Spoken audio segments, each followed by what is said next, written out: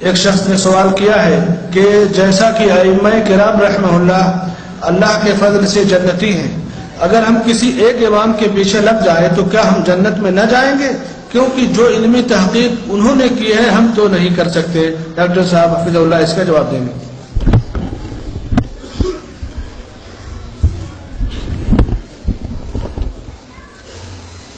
واقعی اگر آپ ایک امام کے پیچھے لگ جائیں آپ جنتی ہیں، کوئی شک نہیں۔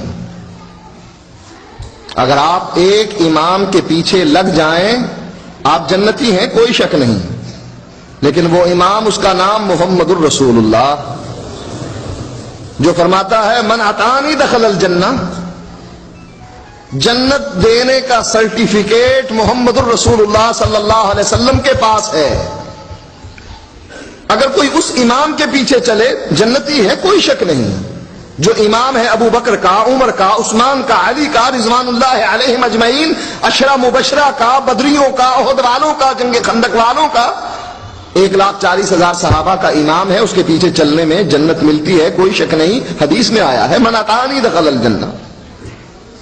لیکن جس کے بارے میں آپ کا خیال ہے کہ ہم خود ایک امام بنائیں اور اس کے پیچھے چلیں، اللہ نے گارنٹی اس کی دی ہے کہ اس کے پیچھے چلنے پر جنت ہے، اور اللہ کے نبی نے اپنے بارے میں خود کہہ دیا من اطاعنی دخل الجنہ ومن عصانی فقد ابا، میرے پیچھے چلا بلال، صہیب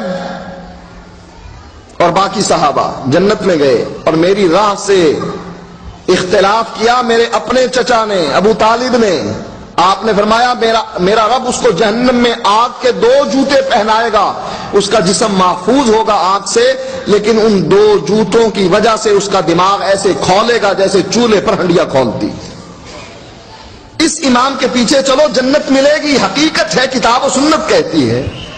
لیکن جس کے بارے میں تم کہتے ہو کہ اس کی تقلید کرنا، اس کے پیچھے چلنے میں جنت ملتی ہے، کس نے کہا؟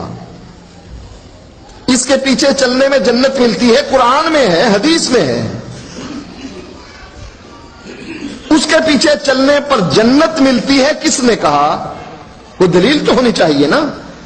بھئی یہ 4 امام کس نے بنائے، اور ان میں سے ایک کو مقرر کر کے کہا کہ جو کچھ یہ کہے گا وہی کچھ کروں گا، یہ کس نے کہا؟ ان 4 اماموں نے بھی منع کر دیا کہ نہ یہ کام نہ کرنا۔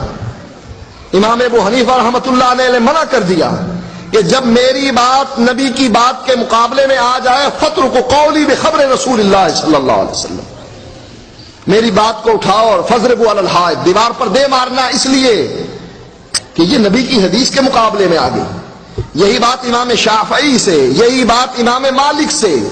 امام مالک فرماتے ہیں مسجد نبوی میں درس دیتے ہوئے ہر آدمی کی بات کو رد کیا جا سکتا ہے سوائے اس قبر والے کی بات۔ اور یہی بات امام احمد فرماتے ہیں کہ میری تقلید نہ کرنا، اوزائی کی نہ کرنا، ان لوگوں کے پیچھے نہ چلنا جس کو مالک کہا جاتا ہے، شافعی کہا جاتا ہے۔ فرمایا خذوا من حیث اخذوا، دین وہاں سے لینا جہاں سے انہوں نے لیا ہے۔ دین کا سرچشمہ یا کتاب ہے یا سنت ہے، ان 2 چیزوں کو 4 اماموں نے کہا کہ ہماری تقلید نہ کرنا۔ اب تقلید جو قطعاً حرام ہے وہ یہ ہے کتاب و سنت کچھ کہتی ہے اور امام کچھ کہتا ہے۔ اگر کوئی شخص کتاب و سنت کے مقابلے میں اپنے امام کی بات اور اس کی آراء کو ترجیح دیتا ہے، اللہ کی قسم ہے کہ یہ انسان کبھی جنت میں نہیں جائے گا۔ سن لیجئے بات، جو آدمی کتاب و سنت کے مقابلے میں اپنے امام کی بات کو ترجیح دیتا ہے وہ آدمی کبھی جنت میں نہیں جائے گا۔ کیوں؟ قرآن کہتا ہے من یشاقق الرسول من بعد ما تبین له الهدى ویتبع غیر سبیل المؤمنین نولہ ما تولی ونصلہ جہنم وساءت مصیرا۔ کسی کو مسئلے کا پتہ نہیں لگا، علیحدہ بات ہے، لیکن مسئلے کا پتہ لگ گیا کہ مسئلہ یہ ہے، اللہ فرماتا ہے جو مسئلے کے پتہ لگنے کے بعد پھر رسول کی مخالفت کرے وہ جدھر جاتا ہے ہم جانے دیتے ہیں، وَنُصْلِيهِ جہنم، ہم اس کو قیامت کے دن جہنم میں داخل کریں گے۔